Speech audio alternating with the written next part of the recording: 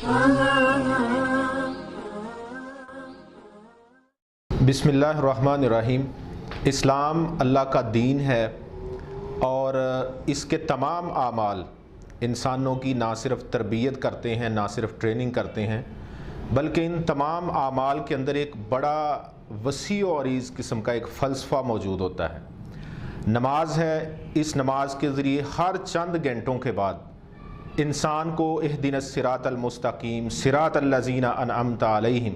غیر المغضوب علیہم ولا الضالین یہ سبق یاد کروایا جاتا ہے تاکہ وہ دوبارہ سے پھر سے اپنے گناہوں کو چھوڑ کر نیکیوں کا عہد کرے۔ اسی طرح سے زکوٰۃ کے عمل کو دیکھیں تو زکوٰۃ نہ صرف اس کا یہ اہتمام کرنا ایک نیکی ہے،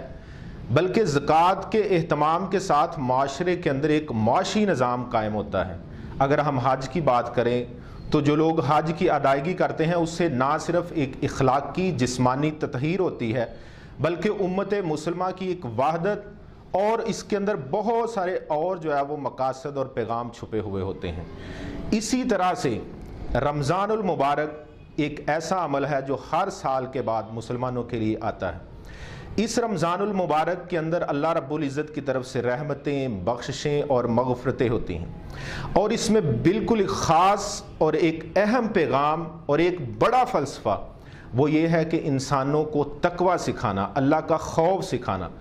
اسی انداز میں اللہ رب العزت قرآن مجید کے اندر ارشاد فرماتے ہیں، یا ایھا الذین آمنوا کتب علیکم الصیام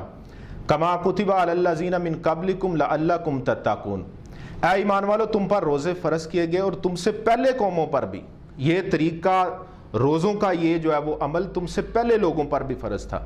اس کا مقصد، اس کا آبجیکٹو خاص یہ ہے لعلکم تتقون، تاکہ تم پرہیزگار بن جاؤ۔ اس رمضان المبارک کے اندر پوری امت مسلمہ کے اندر ایک بڑی ٹریننگ، ایک بڑی ایکسرسائز، ایک بڑی ریہرسل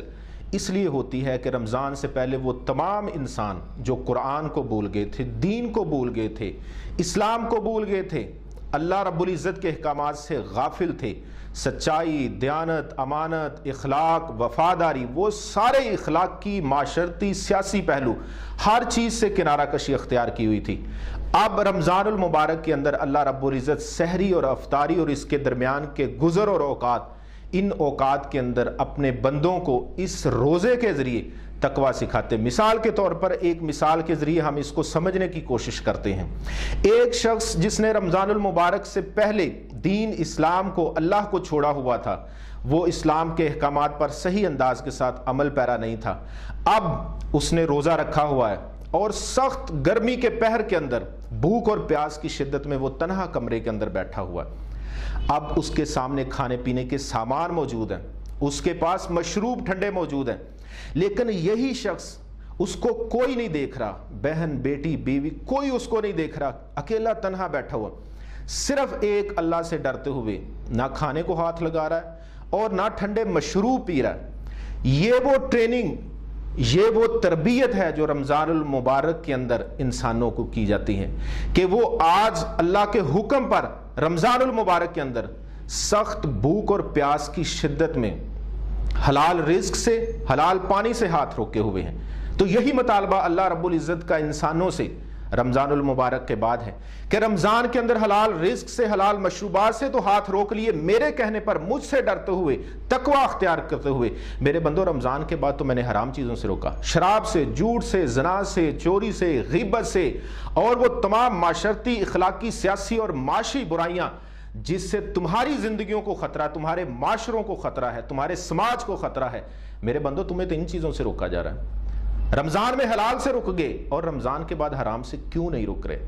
یہ وہ مطالبہ ہے انسانوں سے اللہ رب العزت کا، اور یہ فلسفہ ہے رمضان المبارک کا۔ آئیے ہم معاشرے کے پریشر سے، ہم والدین سے، بہن بھائیوں سے، لوگوں سے ڈرتے ہوئے روزہ نہ رکھیں، بلکہ روزے کو اس کیفیت میں، اس حیثیت میں مانیں، اس انداز کے ساتھ اس کو اپنائیں، تاکہ بعد کے اندر بھی باقی 11 مہینے بھی ہمارے رمضان کے بن جائیں، تقوی والے بن جائیں، خوف والے بن جائیں، دین پر عمل کرنے والے بن جائیں۔ اللہ ہمیں سمجھنے اور عمل کرنے کی توفیق۔